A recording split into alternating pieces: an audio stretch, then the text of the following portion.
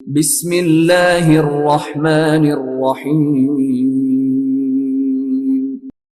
इक़रा बिस्मि रब्बिकल्लज़ी खलक़।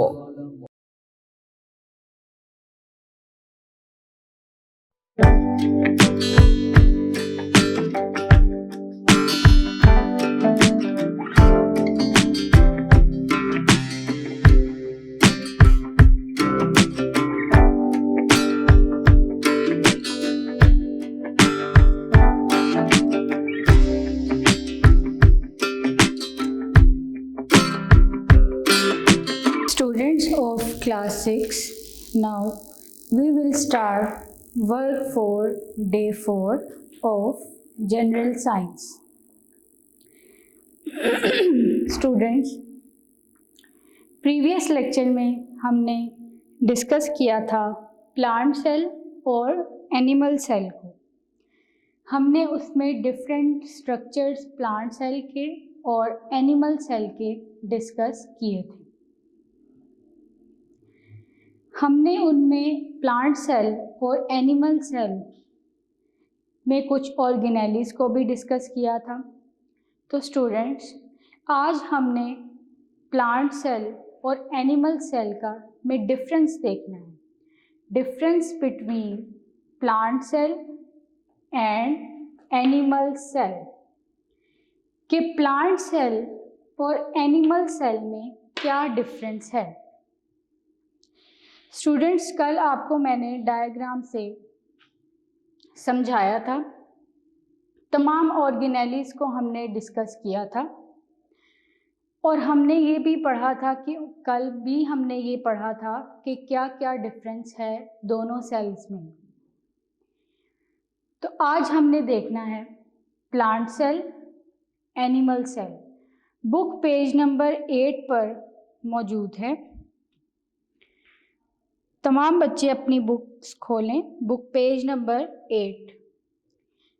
सबसे पहले है difference between plant cell and animal cell. तो students, cell membrane, nucleus, mitochondria and endoplasmic reticulum etc. are present in both plant cell and animal cells, but there are some differences too. Students, cell membrane, जैसे कि मैंने आपको बताया था कि plant cell में cell wall outermost covering है, उसके बाद जो लेयर आती है उसे हम सेल मेम्ब्रेन कहते हैं। लेकिन एनिमल सेल में सेल मेम्ब्रेन ही आउटर मोस्ट कवरिंग है, क्योंकि एनिमल सेल में सेल वॉल एब्सेंट है। न्यूक्लियस दोनों सेल्स में मौजूद है, आप डायग्राम में भी देख सकते हैं। और माइटोकॉन्ड्रिया, जिसे कि हमने पावर हाउस कहा था, जो कि सेल को एनर्जी प्रोवाइड करता है, ये भी दोनों सेल्स में मौजूद था। एंडोप्लाज्मिक रेटिकुलम, ये भी दोनों सेल्स में मौजूद थी। हमने कहा था कि नेटवर्क ऑफ चैनल्स है जो कि मटेरियल को सेल में ट्रांसपोर्ट कराने का काम करती है। तो इस तरह ये cell membrane, nucleus, mitochondria, endoplasmic reticulum, ये दोनों सेल्स में मौजूद हैं। अब हमने डिफरेंस क्या देखना है, difference between plant cell and animal cell. सबसे पहले plant cell. Point 1, cell wall is present. Animal cell, cell wall is absent.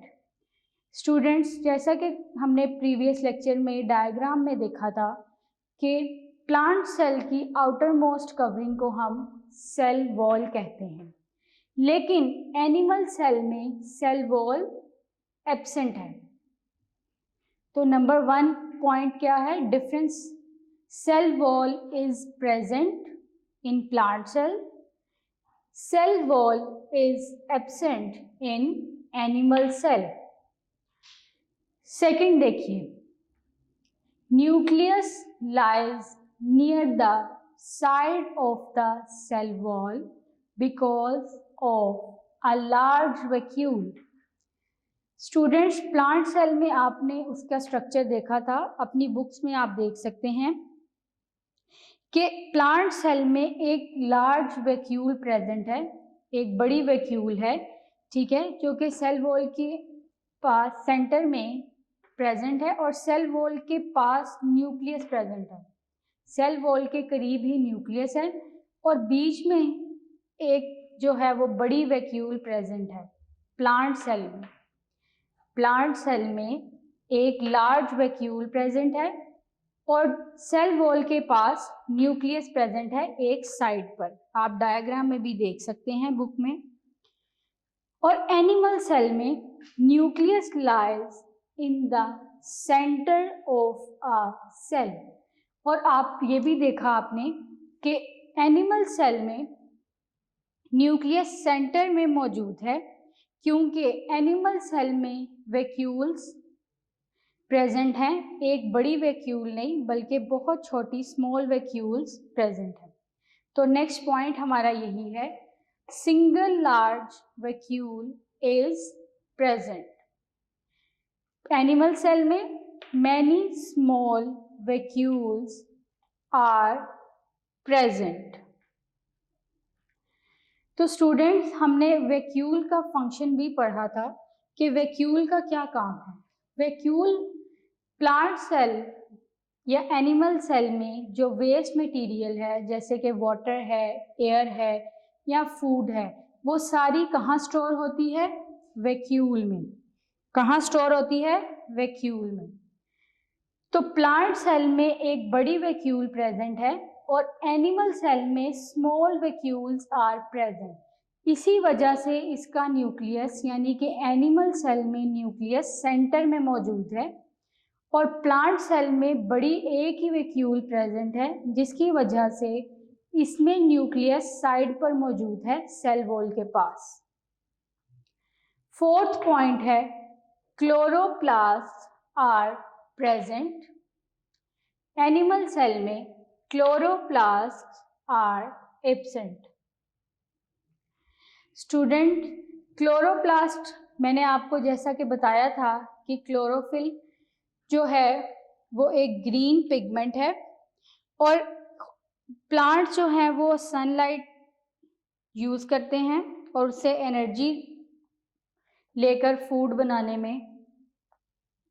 बनाने का काम करते हैं। तो क्लोरोप्लास्ट क्या है? Are a part of plant cell that contains chlorophyll. Chloroplast plant का एक हिस्सा है जिसमें क्लोरोफिल मौजूद होती है, जो कि ग्रीन पिगमेंट है। प्लांट्स सनलाइट जो है उससे एनर्जी लेते हैं और खुराक बनाने में मदद देते हैं।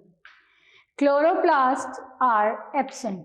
Animal cell, students, animal cell जो है उसमें क्लोरोप्लास्ट मौजूद नहीं होते, क्योंकि प्लांट्स अपनी खुराक खुद तैयार करते हैं और एनिमल्स जो हैं वो डिपेंडेंट हैं। हम लोग जो हैं वो प्लांट से लेते हैं ना, फ्रूट्स, वेजिटेबल्स, ये सब कुछ हम अपनी खुराक खुद तैयार नहीं कर सकते, तो इसलिए chloroplast are absent in animal cell. Fifth है, प्लांट सेल में centrioles are absent. Animal cell में सेंट्रियोल्स आर प्रेजेंट। सेंट्रियोल्स मैंने जैसा कि आपको प्रीवियस लेक्चर में बताया था कि 2 सेंट्रियोल्स प्रेजेंट हैं न्यूक्लियस के पास एनिमल सेल में, और ये एक इम्पॉर्टेंट रोल प्ले करती हैं सेल डिवीजन का एनिमल्स में। यानी कि एक सेल जो है वो डिवाइड होके बहुत सारे सेल बनाता है। इस पूरे प्रोसेस को आप 9th-10th में डिटेल्ड पढ़ेंगे। तो difference between plant cell and animal cell में, plant cell, animal cell, first point क्या है? Cell wall is present. Animal cell में cell wall is absent. Second क्या है? Nucleus lies near the side of the cell wall because of a large vacuole. Animal cell में nucleus lies in the center of a cell. Third point है single large vacuole is present. Many small vacuoles are present. Plant cell में chloroplasts are present. Chloroplasts are absent. Fifth point क्या है? Centrioles are absent. Centrioles are present. तो students animal cell और plant cell में जो similarity थी हमने वो भी पढ़ी और अब डिफरेंस भी हमने देख लिया है कि क्या डिफरेंस है प्लांट सेल और एनिमल सेल में। ये टॉपिक हमारा कंप्लीट हो गया है। अगला टॉपिक है पेज नंबर 9 पर यूनिसेल्यूलर एंड मल्टीसेल्यूलर ऑर्गेनिजम्स। क्या टॉपिक है? Unicellular and multicellular organism.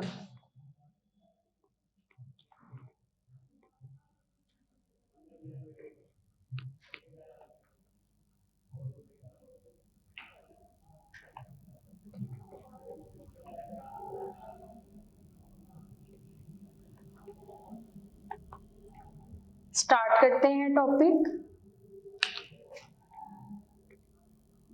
Unicellular and multi cellular organisms.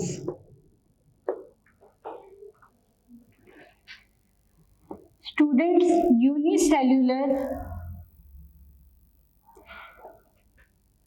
Organisms को पहले डिस्कस करेंगे। यूनिसेल्यूलर ऑर्गेनिज्म क्या है? यूनि का मतलब है वन, जैसे कि हमने चैप्टर के इंट्रोडक्शन में भी पढ़ा था कि यूनिसेल्यूलर ऑर्गेनिजम्स ऐसे ऑर्गेनिजम्स जो कि सिंगल सेल से मिलकर बने हैं, उन्हें हम यूनिसेल्यूलर ऑर्गेनिजम्स कहते हैं। Book page number 9। Some living organisms are made of one cell and some are made of many cells. The living organisms made of only one cell are called unicellular organisms. तो students ऐसे living organisms जो कि एक cell से मिलकर बने हैं उन्हें हम क्या कहते हैं? Unicellular organisms. अब यूनिसेल्यूलर ऑर्गेनिजम्स की एग्जाम्पल क्या हैं? बैक्टीरिया,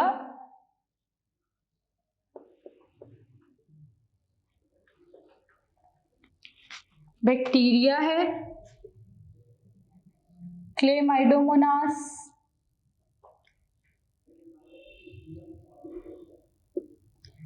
अमीबा और पैरामीशियम।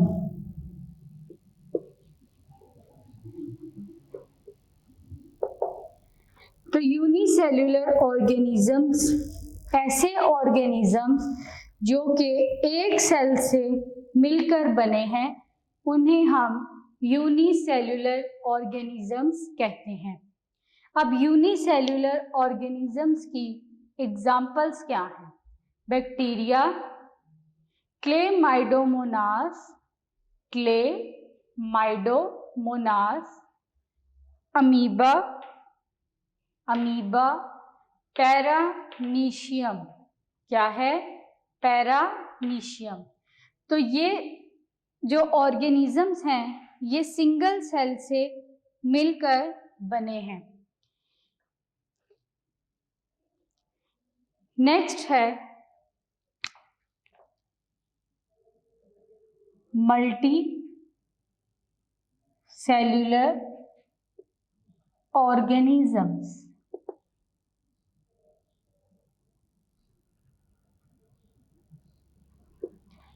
यूनिसेल्यूलर तो हमने देखा कि ऐसे ऑर्गेनिजम्स जो सिंगल सेल से मिलकर बने हैं उन्हें हम यूनिसेल्यूलर ऑर्गेनिजम्स कहते हैं, जिनकी एग्जाम्पल में हमने देखा bacteria, chlamydomonas, amoeba, paramecium etcetera. अब हमने पढ़ना है multi cellular organisms. The living organisms made of more than one cell are called multicellular organisms. ऐसे ऑर्गेनिजम्स जो एक या एक से ज़्यादा सेल से मिलकर बने हों उन्हें हम मल्टी सेल्यूलर ऑर्गेनिजम्स कहते हैं। क्या कहते हैं? Multi cellular organisms. अब इनके एग्जाम्पल में देखते हैं। Plants and animals. अब मल्टी सेल्यूलर ऑर्गेनिजम्स में प्लांट्स और एनिमल्स जो हैं वो एग्जाम्पल में आते हैं। प्लांट्स एंड एनिमल्स जो कि एक से ज़ायद सेल से मिलकर बने हैं।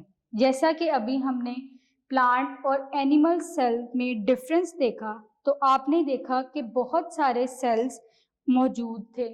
सेल वॉल है, सेल मेम्ब्रेन है, इसी तरह साइटोप्लाज्म, न्यूक्लियस। तो मल्टी सेल्स है ना, जिनसे प्लांट्स और एनिमल्स मिलकर बने हैं। लेकिन यूनिसेल्यूलर ऐसे ऑर्गेनिजम्स जो कि एक सेल से बने हैं, उनकी एग्जाम्पल में बैक्टीरिया, क्लेमाइडोमोनास, अमीबा, पैरामीशियम। और मल्टी सेल्यूलर ऑर्गेनिजम्स ऐसे ऑर्गेनिजम्स जो कि एक या एक से ज़्यादा सेल से मिलकर बने हैं, उन्हें हम मल्टी सेल्यूलर ऑर्गेनिजम्स कहते हैं, जैसे plants and animals.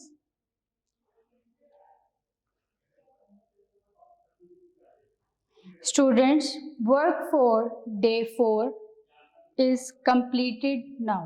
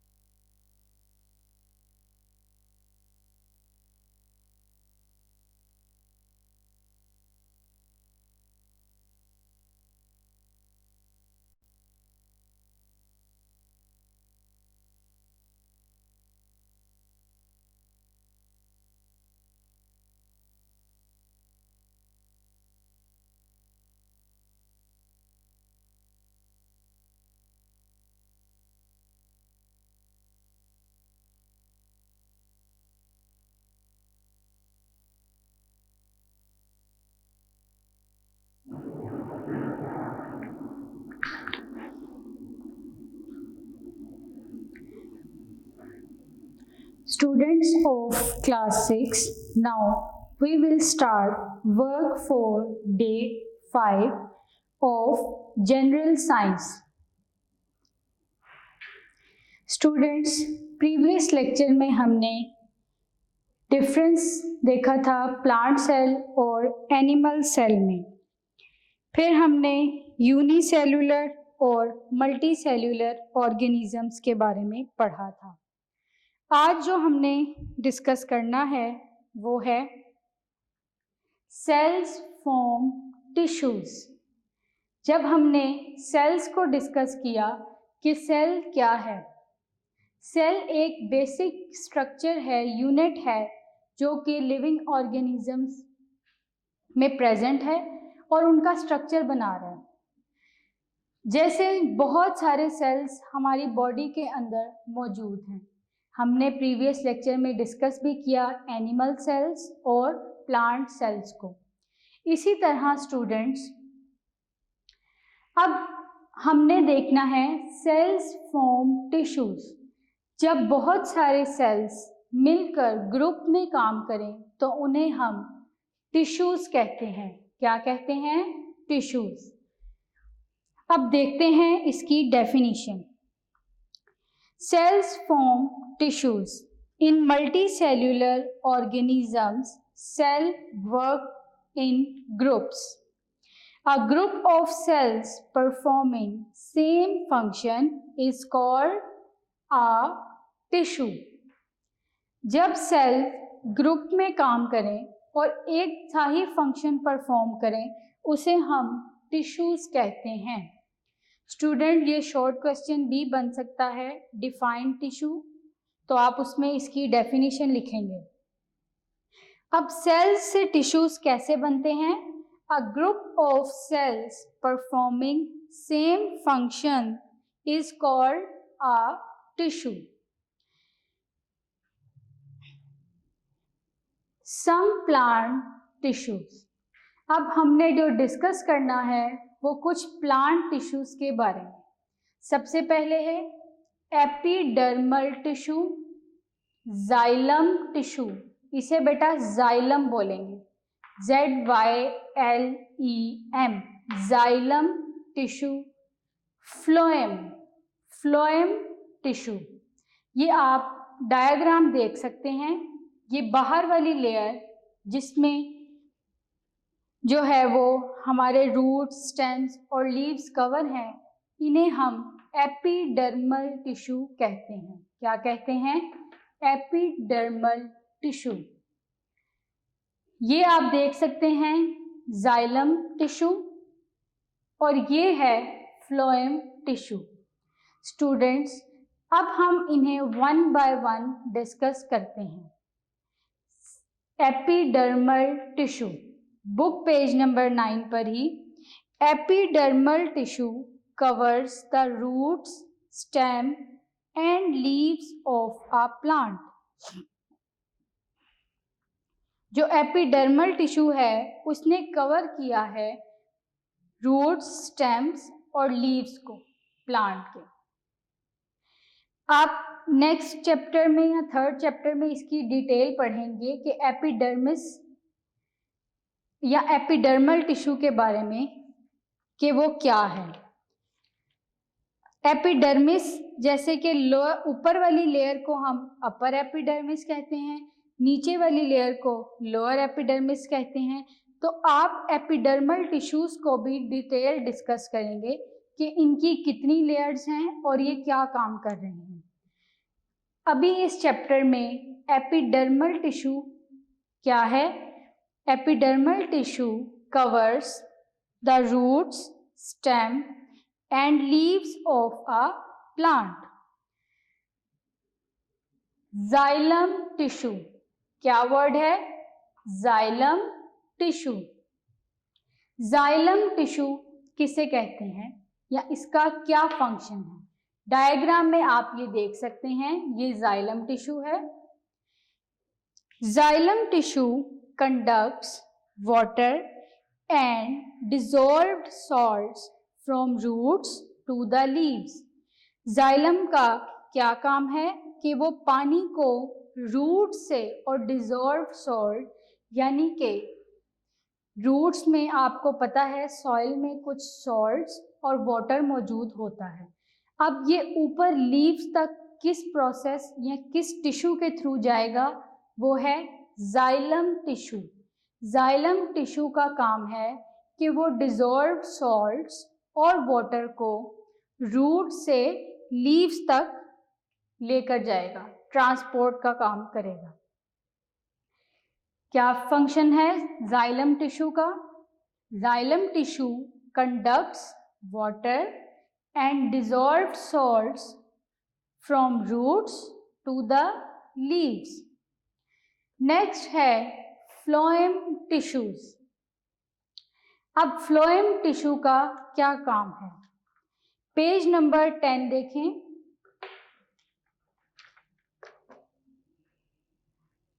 Phloem tissue. Phloem tissue carries prepared food from leaves to other parts of plants.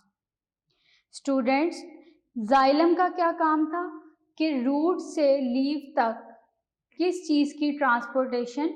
Water और डिजॉल्व सॉल्ट्स की। फ्लोएम का काम है कि प्रिपेयर्ड फूड को लीव से बाकी पार्ट्स तक पहुंचाना।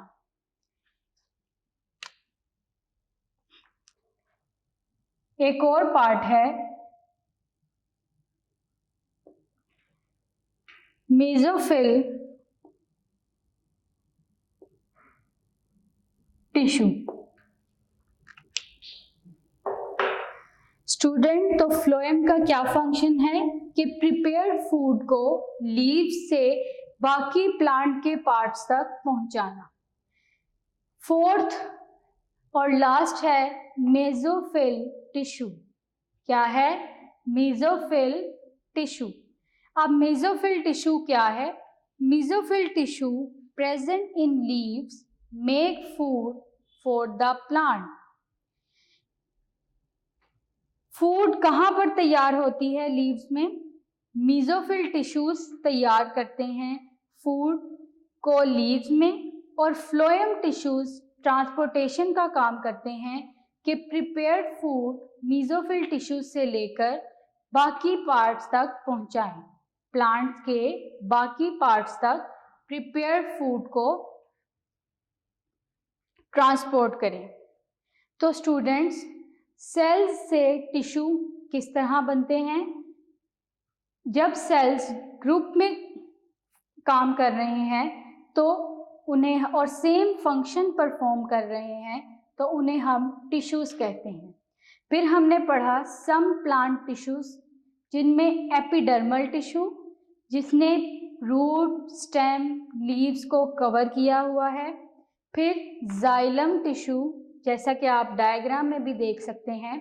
जाइलम टिश्यू जो क्या काम करता है? रूट से डिजॉल्व सॉल्ट और वाटर को ट्रांसपोर्ट करता है लीव्स तक। फ्लोएम टिश्यू ये प्रिपेयर्ड फूड ट्रांसपोर्ट करता है लीव्स से बाकी पार्ट्स तक। और मेसोफिल टिश्यू ये वो टिश्यू हैं जिनमें खुराक तैयार होती है। ये लीव्स में प्रेजेंट होते हैं और इनमें फूड प्रिपेयर होती है। जब फूड मेसोफिल टिश्यूज यानी कि लीव्स में प्रिपेयर हो जाती है तो फ्लोएम उस प्रिपेयर्ड फूड को लीव से लेकर प्लांट के बाकी पार्ट्स तक ट्रांसपोर्ट करते हैं।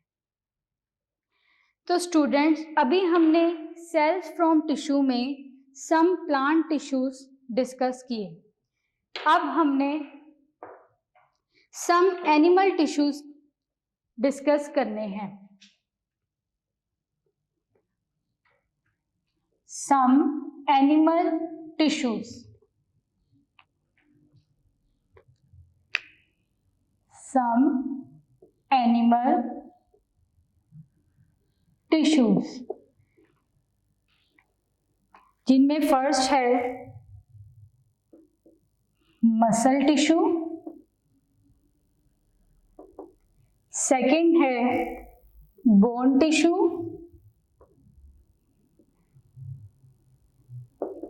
और थर्ड है ब्लड टिश्यू।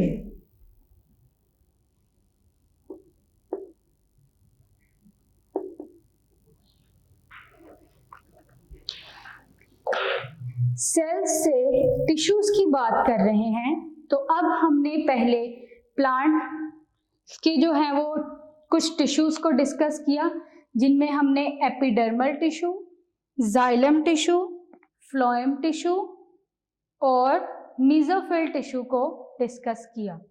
अब हमने कुछ एनिमल्स के टिश्यूज को डिस्कस करना है, जिनमें फर्स्ट है muscle tissue, second bone tissue and third blood tissues.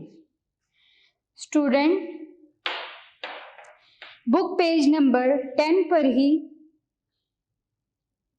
Muscle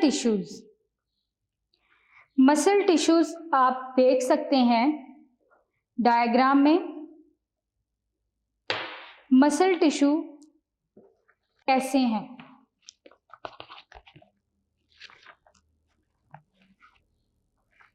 मैं बोर्ड पर आपको ड्रॉ करके बताती हूँ।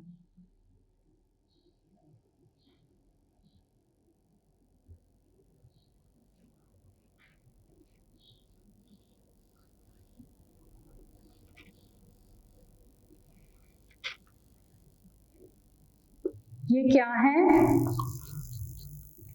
Muscle tissues. अब क्या काम करते हैं ये? In an animals body muscle cells form muscle tissues to help in movement. आपको जैसे कि पता है कि हमारे मसल्स का क्या काम है? मूवमेंट करवाना। मसल्स कॉन्ट्रैक्ट होंगे, रिलैक्स होंगे, ये काम हमारे मसल्स का है, जिससे हम मूवमेंट करते हैं। कोई चीज़ हम पकड़ रहे हैं तो हमारे मसल्स कॉन्ट्रैक्ट होंगे और हम उस चीज़ को ऊपर पुल करेंगे, और अगर हम वापस उसे रख रहे हैं तो हमारे मसल उस टाइम पे रिलैक्स हो रहे हैं। तो मसल टिश्यूज का क्या काम है? मसल सेल्स क्या बनाते हैं? मसल टिश्यूज, और मसल टिश्यूज हेल्प करते हैं मूवमेंट में। स्टूडेंट्स, सेकंड है बोन टिश्यू। बोन टिश्यू, इसकी डायग्राम भी देखते हैं।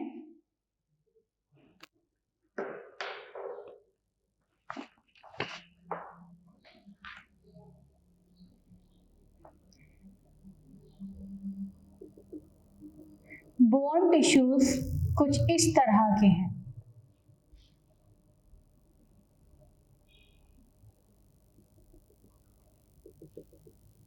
ये बोन टिश्यूज का स्ट्रक्चर है।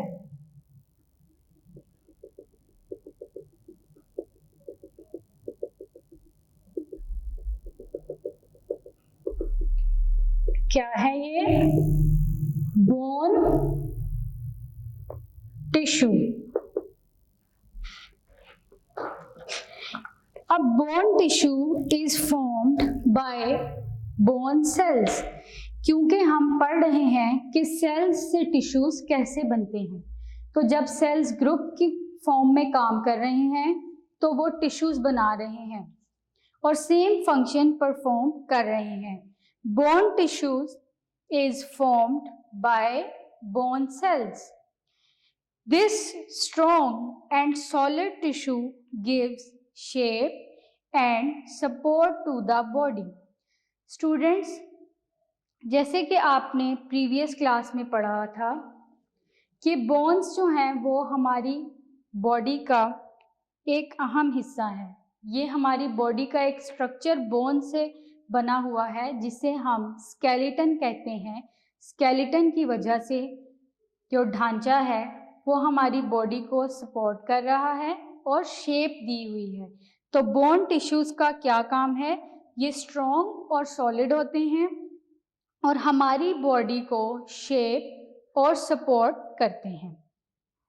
स्टूडेंट्स, नेक्स्ट है ब्लड टिश्यू। क्या है? Blood tissue. इसकी डायग्राम भी देखते हैं।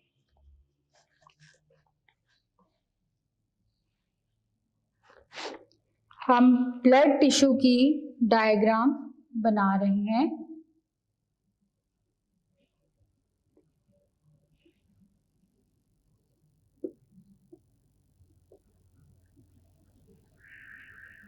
ये मैं रेड ब्लड सेल्स ड्रॉ कर रही हूँ।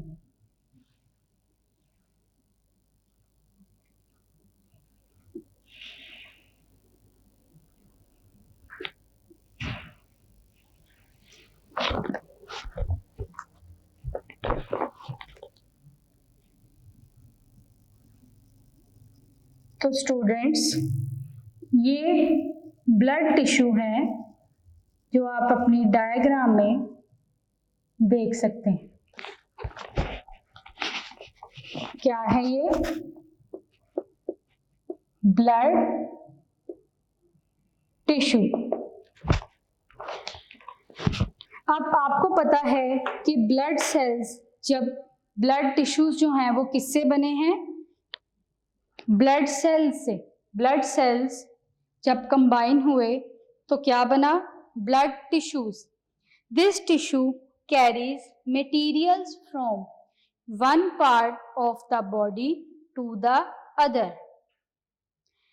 तो स्टूडेंट्स, जो ब्लड सेल्स हैं उनसे ब्लड टिश्यूज बनते हैं और ये क्या काम करते हैं? हमारी बॉडी से कुछ मटेरियल को एक पार्ट, बॉडी के एक पार्ट से दूसरे पार्ट तक पहुंचाने में मदद करते हैं। तो सेल्स फॉर्म टिश्यूज में एनिमल टिश्यूज कौन से थे?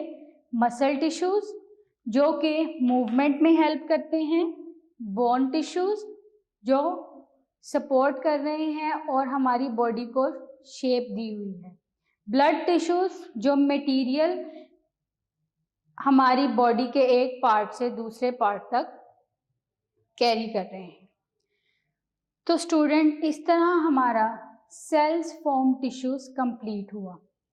स्टूडेंट्स, इस दोनों टॉपिक में से शॉर्ट क्वेश्चंस बन सकते हैं, जैसा कि मैंने आपको बताया डिफाइन टिश्यूज। इसी तरह what are the function of xylem tissue, इसी तरह what are the function of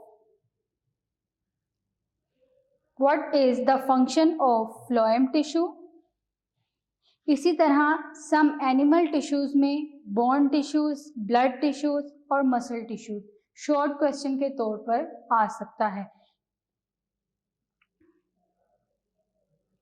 next जो हमारा टॉपिक है वो है टिश्यूज फॉर्म ऑर्गन्स। क्या टॉपिक है? Tissues form organs.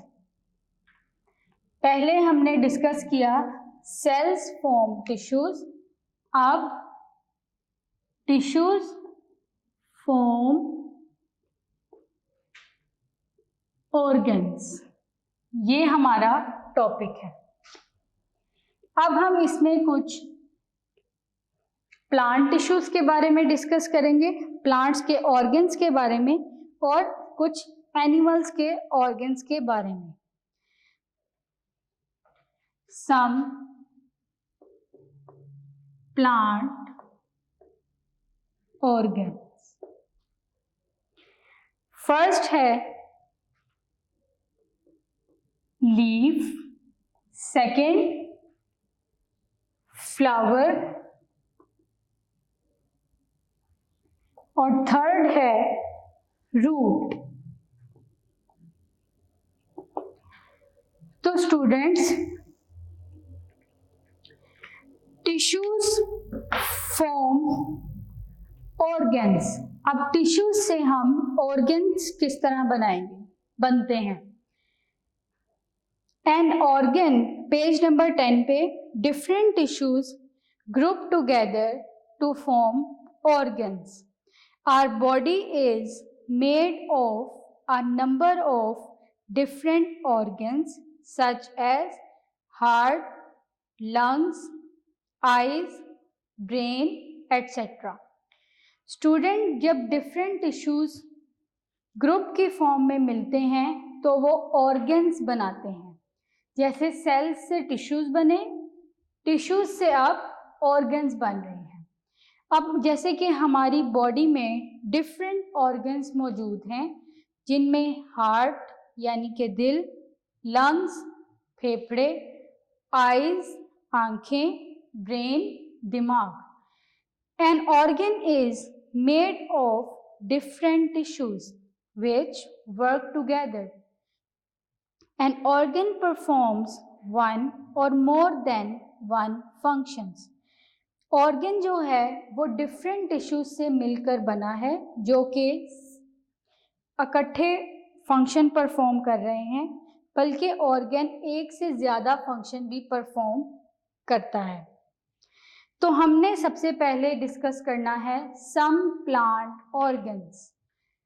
अब प्लांट्स के कुछ ऑर्गन्स को देखेंगे, जिनमें नंबर 1 है leaf, number 2 flower, number 3 root. Page number 10 पर ही leaf. Plant leaf is an important organ. Leaves make food. Students, जब हमने सेल से टिश्यूज को डिस्कस किया तो हमने मीजोफिल टिश्यूज में पढ़ा था कि ये टिश्यूज लीव्स में मौजूद होते हैं और इनका क्या फंक्शन है। ये खुराक तैयार करते हैं और फिर फ्लोएम टिश्यूज उस प्रिपेयर्ड फूड को लीव्स से लेते हैं और बाकी पार्ट्स तक पहुंचाते हैं। तो लीफ क्या है? Plant leaf is an important organ. Leaves make food. Next है flower. A flower is an other important organ of the plants. Students, flower भी एक बहुत अहम उज़्व है plants का। Flower produce seeds. Seeds grow to produce new plants. Students, flowers जो हैं वो सीड्स यानी कि बीज प्रोड्यूस करते हैं और वो सीड्स जो हैं फिर ग्रो कर जाते हैं और नया प्लांट बन जाता है। जैसे आप कोई फ्रूट वगैरह खाते हैं तो उसमें सीड मौजूद है, जब वो सीड आप दोबारा सॉइल में लगाएंगे तो उससे नया प्लांट फिर बन जाएगा। तो flower is another important organ of the plants. Flowers produce seeds and seeds grow to produce new plants. Third है root.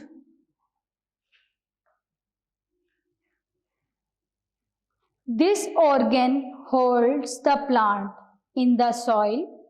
Root also absorbs water and salts for the plant. Roots का क्या काम है? Roots absorb करती हैं water और salts को plants में। जैसे हमने जाइलम टिश्यू के बारे में पढ़ा कि रूट से जो डिजॉल्व सॉल्ट और वाटर है वो ट्रांसपोर्ट करती है लीव्स तक। तो रूट्स एक ऑर्गन है जिसने प्लांट को होल्ड किया हुआ है सॉइल में। रूट्स की वजह से ही प्लांट पूरा ग्रो कर जाता है। और रूट्स का काम क्या है? ये एब्जॉर्ब करती हैं water, salts for the plants. तो स्टूडेंट्स, टिश्यूज फॉर्म ऑर्गन्स में हमने कुछ प्लांट के ऑर्गन्स को डिस्कस किया, जिनमें number 1 leaf, number 2 flower and number 3 root. अब हमने डिस्कस करना है सम एनिमल ऑर्गन्स को। Some animal organs. अब इनमें क्या है? नंबर 1 पर heart, number 2 lungs and number 3 liver.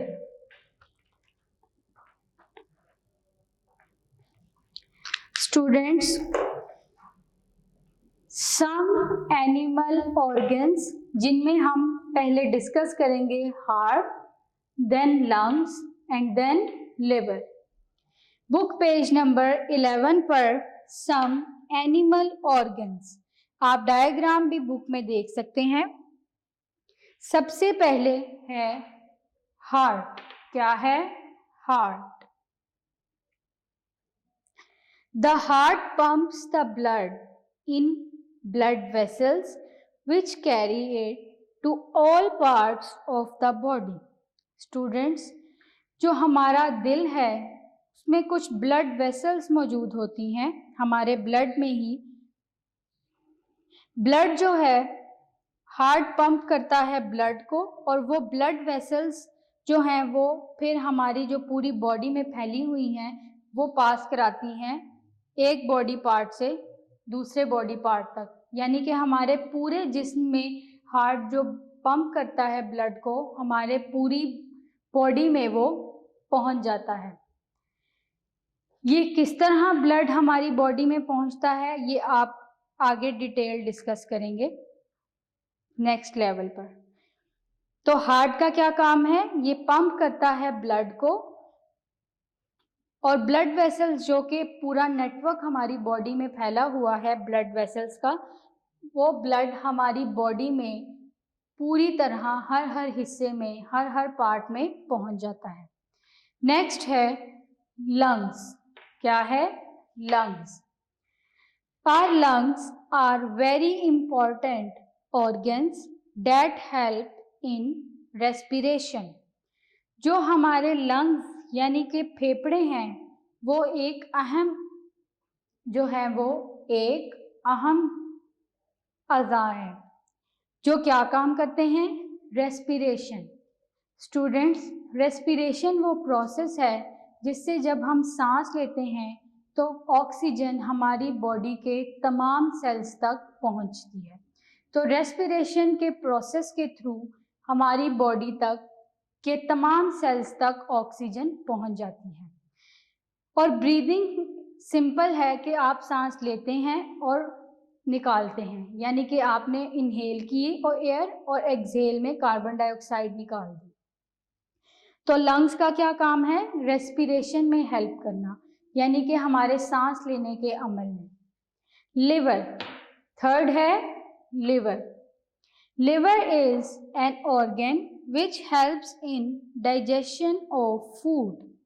It also performs many other important functions. Students, आप नेक्स्ट क्लास में डाइजेस्टिव सिस्टम के बारे में पढ़ेंगे।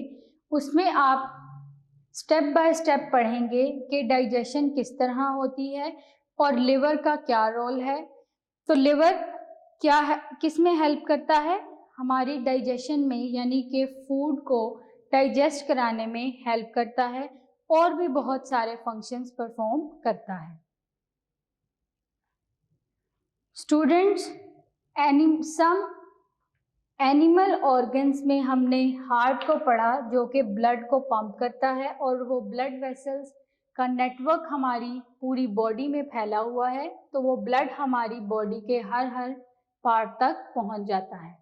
लंग्स हेल्प कराते हैं रेस्पिरेशन के प्रोसेस में, यानी कि जो हम सांस लेते हैं ऑक्सीजन हमारी बॉडी के तमाम सेल्स तक पहुंचती है रेस्पिरेशन के प्रोसेस से। लिवर हमारी हेल्प कराता है डाइजेशन में, यानी कि फूड को डाइजेस्ट कराने में। तो students, work for day 5 is now completed.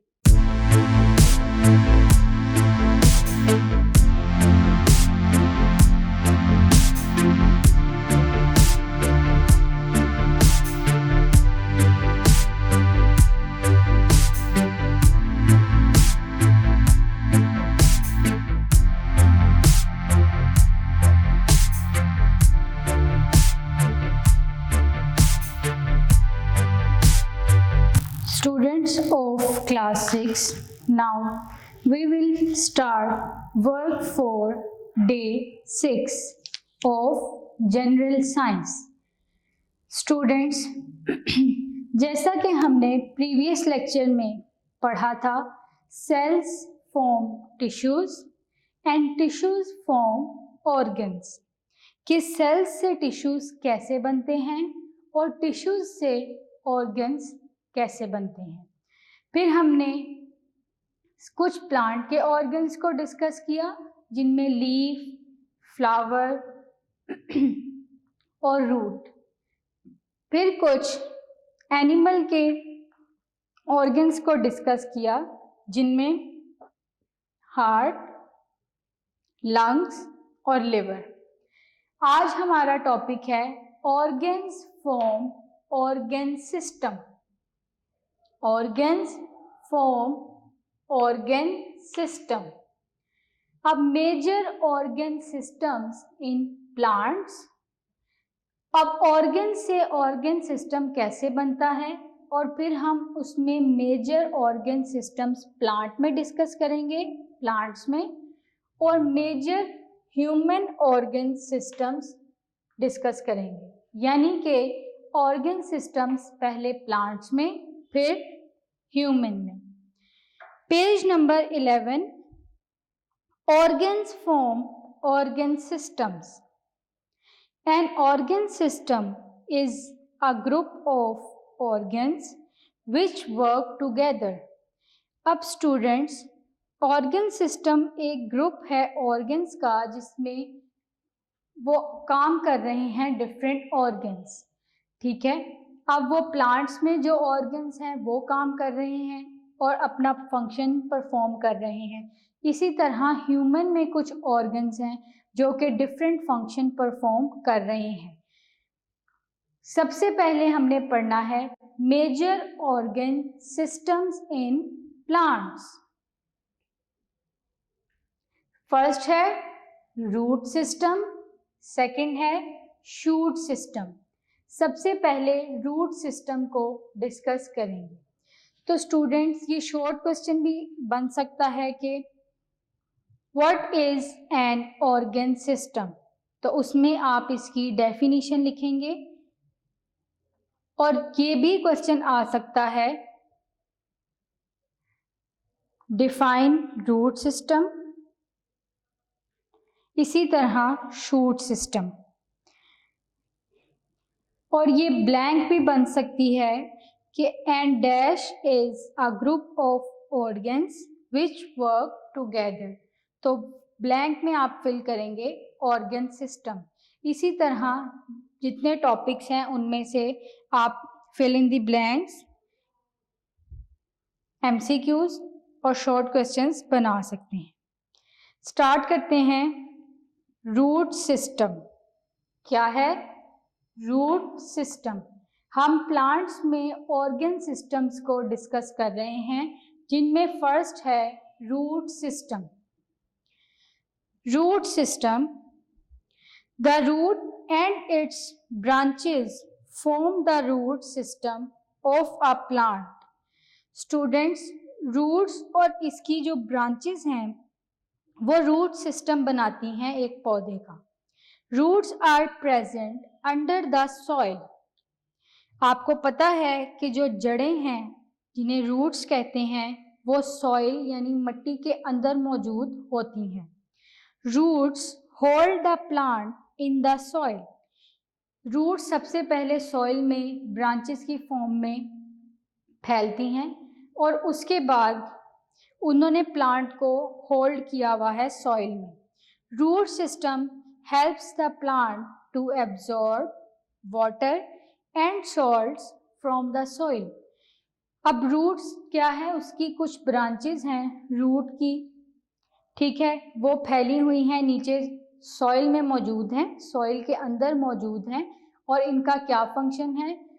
Dissolve करती हैं सॉल्ट को और वाटर को।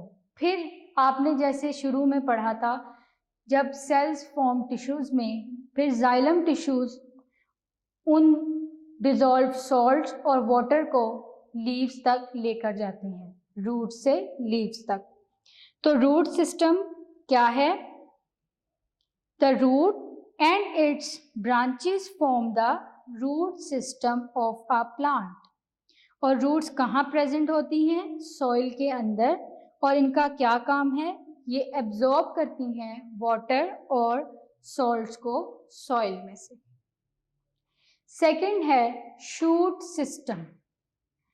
स्टूडेंट्स, हमने पढ़ा कि रूट जो है वो सॉइल के अंदर मौजूद होती हैं, लेकिन शूट सिस्टम में सॉइल के बाहर या ग्राउंड के बाहर जो प्लांट का पार्ट मौजूद है उसे हम शूट सिस्टम कहते हैं। आप डायग्राम में भी देख सकते हैं प्लांट सिस्टम्स की फिगर 1.10। रूट सिस्टम सॉइल के अंदर मौजूद है और ग्राउंड के बाहर वाला जो हिस्सा है पौधे का या प्लांट का उसे हम शूट सिस्टम कहते हैं। अब शूट सिस्टम में क्या क्या मौजूद है? It consist of main stem, leaves, branches and flowers. तो शूट सिस्टम में क्या क्या है? स्टेम है, main stem, leaves, branches and flowers. Shoot system performs many functions such as movement of water, food making and producing seeds, etc. तो students, जैसे कि मैंने आपको बताया था जब हम सेल्स फॉर्म टिश्यूज पढ़ रहे थे कि लीव्स में मेसोफिल टिश्यूज मौजूद होते हैं जो कि खुराक बनाते हैं और फ्लोएम टिश्यूज उन प्रिपेयर्ड फूड को लीव से लेकर बाकी जो प्लांट के पार्ट हैं वहाँ तक पहुँचाते हैं। तो इसी तरह जो शूट सिस्टम है यानी कि ग्राउंड के बाहर वाला हिस्सा, वो शूट सिस्टम है। उसमें क्या क्या मौजूद है? लीव्स हैं, ब्रांचेस हैं, फ्लावर्स हैं। तो इसी तरह मूवमेंट ऑफ वाटर रूट से कहाँ पर होगी? लीव्स तक। फूड मेकिंग कहाँ हो रही है? लीव्स में। इसी तरह जब फ्लावर लगेगा तो उसमें प्रोड्यूस होंगे सीड्स जो कि न्यू प्लांट बनाने में काम आएंगे। तो major organ systems in plants में हमने पढ़ा root system and shoot system. Students, अब हमने स्टार्ट करना है major human organ systems. Major human organ systems. Number 1 digestive system, number 2 respiratory system, number 3 circulatory system and number 4 nervous system. One by one इन systems को discuss करते हैं। Major human organ systems are present in a human body. These organ systems perform important functions. Some major human organ systems are given below. Students, organ systems जो हैं वो जाहिर है organ हमारी बॉडी में मौजूद हैं, ठीक है, और वो फंक्शन परफॉर्म कर रहे हैं, लेकिन यहाँ पर कुछ मेजर ह्यूमन ऑर्गन सिस्टम्स बताए गए हैं जिनमें फर्स्ट वन क्या है? Digestive system. क्या है? Digestive system. सबसे पहले डाइजेस्टिव सिस्टम को पढ़ते हैं।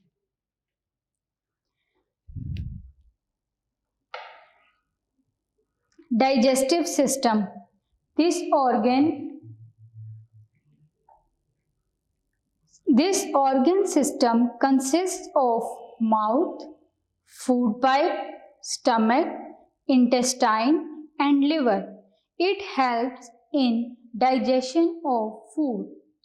Students, जो हमारा डाइजेस्टिव सिस्टम है, ऐसा तो नहीं है कि हमने जब कोई फूड खाई तो वो डायरेक्टली हमारे सेल्स तक पहुंच गई। वो डिफरेंट प्रोसेस के थ्रू गुजरती है, फिर डाइजेस्ट होके हमारे ब्लड में एब्जॉर्ब होके फिर वो हमारी बॉडी के तमाम सेल्स तक पहुंचती है। अब इनके क्या प्रोसेस है? सबसे पहले है माउथ। स्टूडेंट्स, माउथ में जाहिर है जब आप कोई चीज़ खाते हैं तो उसे ग्राइंड करने में, छोटे टुकड़ों में पार्ट्स में कन्वर्ट करने में आपके टीथ मदद करते हैं। टीथ आपके ग्राइंड करते हैं उस फूड को। उसके बाद आपकी जो टंग है यानी कि ज़ुबान, वो उस फूड को मिक्स करने में मदद देती है सलाइवा यानी कि थूक के साथ मिलके। सलाइवा हमारी फूड को सॉफ्ट कर देता है और उसके बाद आसानी से हमें निगलने में भी आसानी होती है।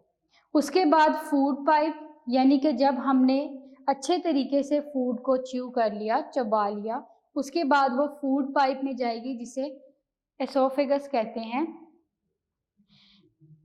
उसमें उधर से गुजर कर फिर स्टमक में जाएगी। स्टमक में कुछ प्रोटीन्स की डाइजेशन होगी।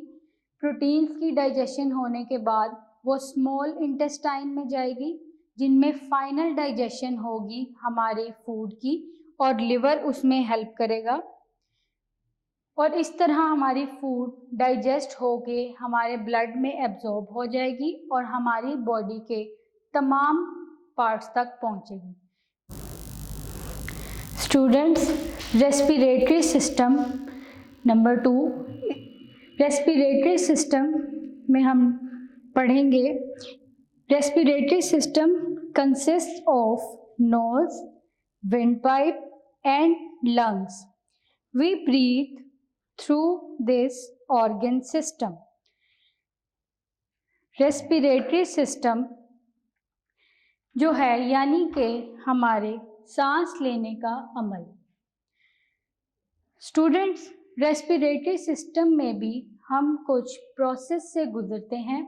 कुछ प्रोसेस इन्वॉल्व हैं जिसके बाद हमारा जो सांस लेने का अमल है वो मुकम्मल होता है और उसमें ऑक्सीजन जो है वो हमारी बॉडी के तमाम सेल्स तक पहुंच जाती है। तो रेस्पिरेटरी सिस्टम में सबसे पहले है नोज, फिर windpipe and lungs. We breathe through this organ system. हम इन प्रोसेस से गुजरकर यानी कि nose, windpipe and lungs, उसके बाद हमारी जो ऑक्सीजन है वो ब्लड तक पहुंच जाती है। सबसे पहले नोज, हम नाक के ज़रिए सांस लेते हैं। उसके बाद विंड पाइप का जिक्र है जिसे ट्रैकिया भी कहते हैं। हवा उससे हमारे लंग्स में जाती है और लंग्स के बाद वो हमारी बॉडी में यानी कि सेल्स तक ब्लड के ज़रिए पहुंच जाती है ऑक्सीजन। स्टूडेंट, इसकी फर्दर डिटेल आप क्लास 7 में पढ़ेंगे। तो respiratory system consist of nose, windpipe and lungs. We breathe through this organ system. Third है सर्कुलेटरी सिस्टम। क्या है circulatory system? Students, circulatory system is consist of heart and blood vessels. It circulates the blood within the body. Students, जो circulatory system है वो heart और blood vessels पर मुश्तमिल है। हार्ट से ब्लड, जब हार्ट पंप करता है तो ब्लड हमारी पूरी बॉडी में चला जाता है और सर्कुलेट करता है और ब्लड के साथ साथ कुछ और मटेरियल भी हमारी बॉडी में जाते हैं। इसकी भी फर्दर डिटेल, हार्ट का स्ट्रक्चर, ब्लड वेसल्स, ये सब आप 7th क्लास में डिटेल से पढ़ेंगे। फोर्थ है नर्वस सिस्टम। क्या है nervous system? Nervous system consists of brain, spinal cord and nerves. It carries messages from one part of the body to the other. तो स्टूडेंट्स, जो नर्वस सिस्टम है ये ब्रेन, स्पाइनल कॉर्ड यानी कि रीढ़ की हड्डी और नर्व्स पर मुश्तमिल है। ये मैसेज लेकर जाती हैं हमारी बॉडी के एक पार्ट से दूसरे पार्ट तक। तो स्टूडेंट्स, हमने पढ़ा मेजर ह्यूमन ऑर्गन सिस्टम्स, जिनमें सबसे पहले digestive system, then respiratory system, third circulatory system and fourth nervous system. Students, आपके इस चैप्टर की रीडिंग कंप्लीट हो गई है। अब हमने पेज नंबर 13 पर है चैप्टर रिव्यू, जिन्हें हम की पॉइंट्स भी कहते हैं। स्टूडेंट्स, पूरे चैप्टर की समरी को की पॉइंट्स कहते हैं, जिनमें आप मुख्तसरन उस चैप्टर को डिस्कस करते हैं। चैप्टर रिव्यू में भी यही है। अब पॉइंट 1 है, a cell is the basic unit of structure and function of living organisms. Students, जो सेल है वो बेसिक यूनिट है हमारी यानी कि लिविंग ऑर्गेनिजम्स का। और आपको पता है कि हमारी बॉडी ट्रिलियंस ऑफ सेल्स से मिलकर बनी है और हर सेल डिफरेंट फंक्शन परफॉर्म कर रहा है। जैसे कि हमने चैप्टर की रीडिंग में पढ़ा था कि प्लांट सेल है, एनिमल सेल है, ह्यूमन ऑर्गन सिस्टम्स हैं। इनमें जो सेल्स हैं जैसे कि मसल टिश्यूज़ हैं या सेल्स हैं, इसी तरह बोन टिश्यूज़, तो ये सारे टिश्यूज़ डिफरेंट फंक्शन परफॉर्म कर रहे हैं। स्टूडेंट्स, हमने ये भी पढ़ा था कि जो सेल्स हैं वो बहुत छोटे होते हैं कि उन्हें हम अपनी आँखों से नहीं देख सकते, और कुछ सेल्स बड़े हैं जिन्हें हम देख सकते हैं। जैसा कि हमने इंट्रोडक्शन में एग्जाम्पल पढ़ी थी, योक ऑफ एन एग, जो अंडे में जर्दी होती है वो भी एक सेल है जिसे हम अपनी आंखों से देख सकते हैं। Cells are different in their sizes, shapes and functions. Cells जो हैं वो मुख्तलिफ साइज के होते हैं, उनकी शेप डिफरेंट है। जैसे मैंने आपको प्रीवियस लेक्चर में कुछ सेल्स बनाकर दिखाए थे, जिनमें आपने बोन्स के सेल देखे थे और रेड ब्लड सेल्स थे, तो उनका फंक्शन और उनकी शेप, साइज डिफरेंट है। A microscope helps in seeing micro organisms. Students, ऐसे कुछ सेल्स, बल्कि ज़्यादातर सेल्स बहुत छोटे होते हैं जो हम अपनी आँखों से नहीं देख सकते, तो हमें एक इंस्ट्रूमेंट चाहिए होता है जिससे हम उन सेल्स को देख सकते हैं। तो वो कौन सा इंस्ट्रूमेंट है? माइक्रोस्कोप, जिससे हम बहुत छोटी चीज़ों को भी बड़ा करके देख सकते हैं। जब आपने माइक्रोस्कोप वाला टॉपिक पढ़ा था तो हमने उसमें पढ़ा था कि हम ऑब्जेक्ट्स को जो देख रहे हैं 1500 टाइम्स बिगर करके देख सकते हैं। A cell has different parts like cell wall, cell membrane, cytoplasm and a nucleus.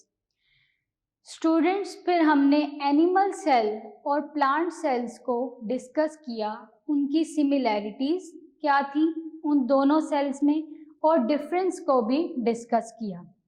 Cell wall, जो कि प्लांट सेल की आउटर मोस्ट कवरिंग है, लेकिन एनिमल सेल में सेल वॉल एब्सेंट है।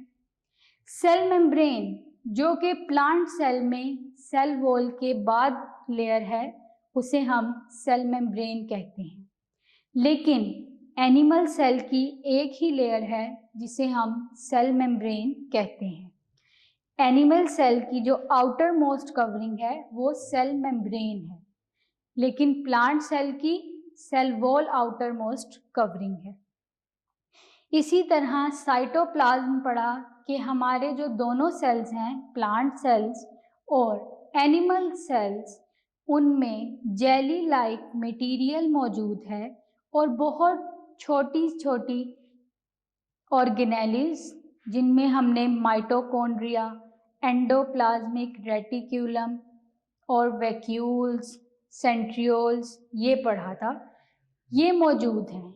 ये ट्रांसपोर्ट करती हैं मटेरियल एक से दूसरे सेल तक। और न्यूक्लियस, न्यूक्लियस हमने पढ़ा कि कंट्रोल सेंटर है सेल का, जो कि एक सेल की तमाम एक्टिविटीज को कंट्रोल कर रहा है। ठीक है, उसमें ट्रांसपोर्टेशन हो या कुछ भी, जो भी एक्टिविटीज सेल में हो रही हैं वो कौन कंट्रोल कर रहा है? न्यूक्लियस।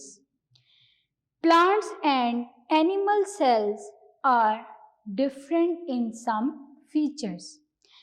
अब जो चीज़ें प्लांट सेल और एनिमल सेल में सिमिलर हैं वो क्या हैं? सेल मेम्ब्रेन दोनों सेल्स में मौजूद है। कुछ ऑर्गेनेलिस हैं जैसे माइटोकॉन्ड्रिया, एंडोप्लाज्मिक रेटिक्यूलम, वैक्यूल्स, ये और न्यूक्लियस, ये दोनों सेल्स में मौजूद है। डिफरेंस क्या था?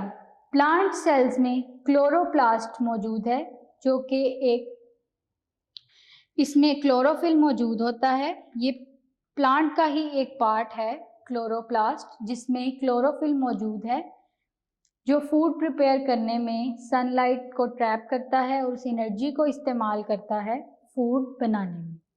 इसी तरह एनिमल सेल में हमने पढ़ा सेंट्रियोल्स, जो कि प्लांट सेल में एब्सेंट है। एनिमल सेल में सेंट्रियोल्स सेल डिवीजन में हेल्प करती हैं।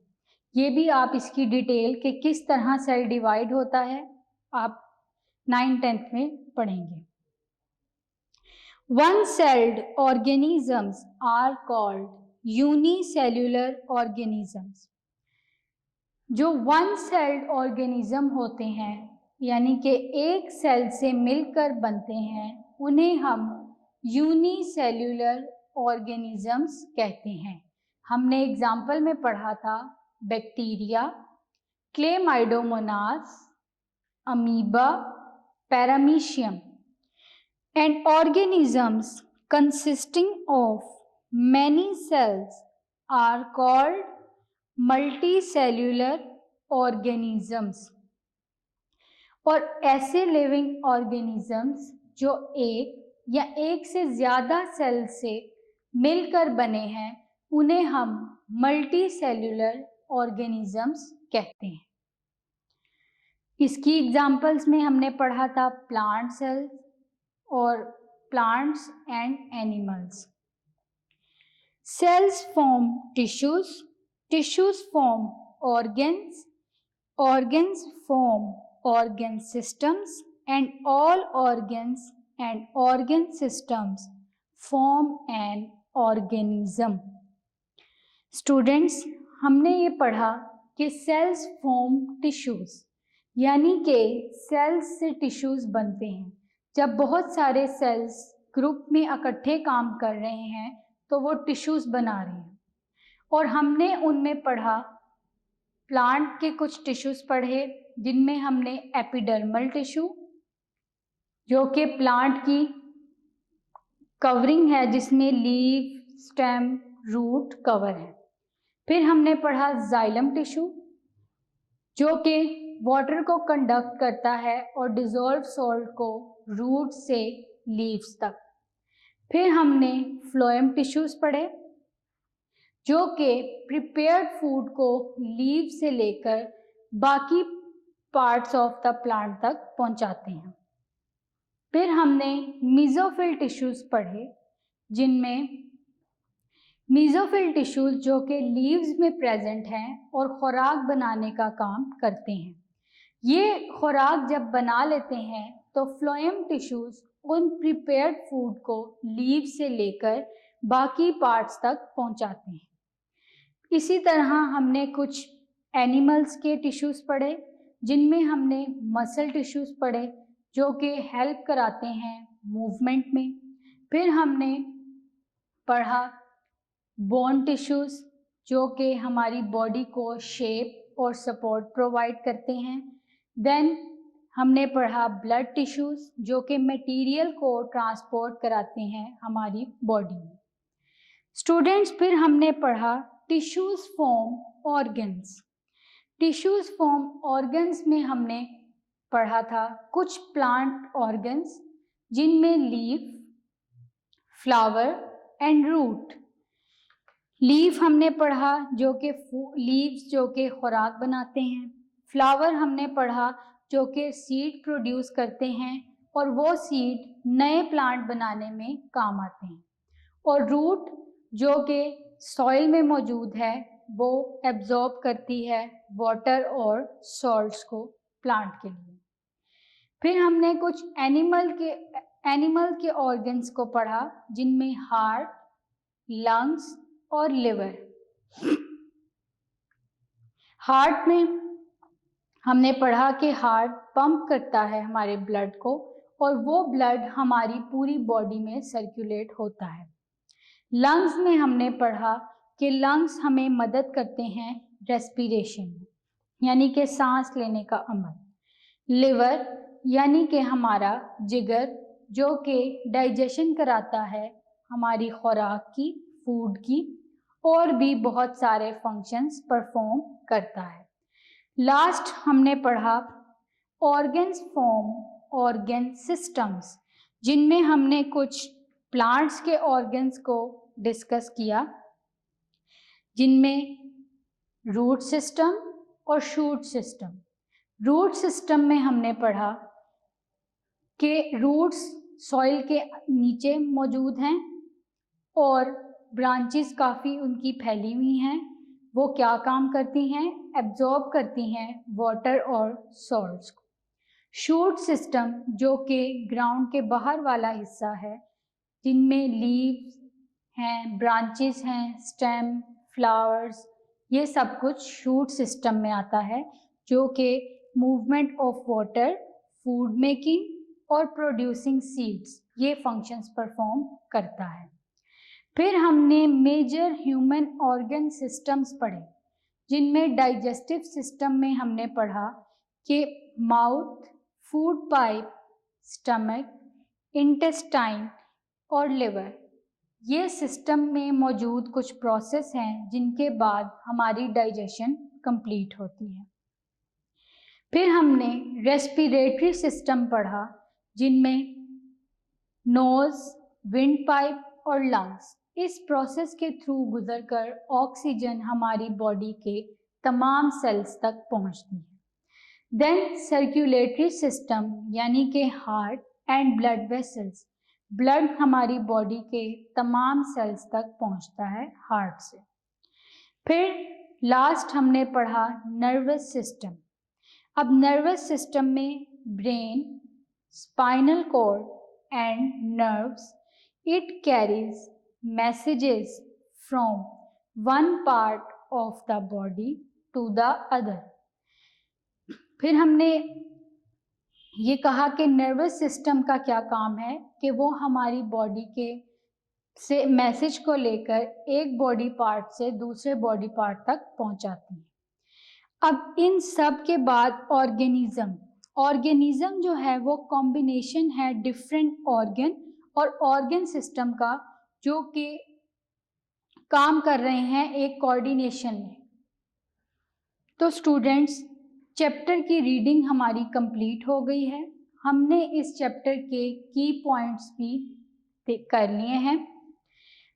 आपने इस चैप्टर को अच्छे तरीके से पढ़ना है, 2 से 3 दफ़ा इस चैप्टर को पढ़ना है। इसमें से शॉर्ट क्वेश्चंस, ऑब्जेक्टिव में MCQs, fill in the blanks बनाने हैं। अगले लेक्चर तक के लिए इजाज़त दीजिए। अल्लाह हाफ़िज़।